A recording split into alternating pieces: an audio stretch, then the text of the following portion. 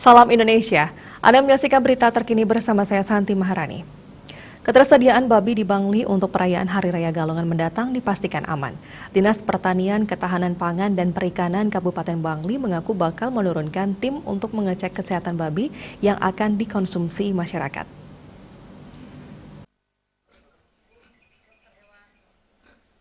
Kabid Kesehatan Hewan Dinas PKP Kabupaten Bangli DRH Ninyoman Sri Rahayu mengatakan stok babi di Kabupaten Bangli saat ini ada pada posisi di atas kebutuhan masyarakat.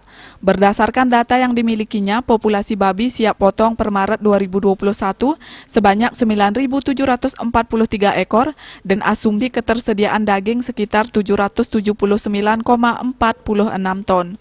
Sedangkan asumsi kebutuhan daging babi masyarakat 737,88 ton. Pihaknya mengasumsikan satu kepala keluarga memerlukan 10 kg.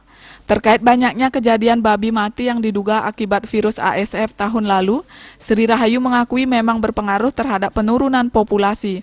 Namun jika dibanding dengan kabupaten lainnya di Bali, angka kasus kematian babi di Bangli tergolong paling kecil. Sampai saat ini kasus kematian babi diakui masih terjadi. Kematian babi pasti ada karena ada penyakit lain yang juga bisa menyebabkan kematian.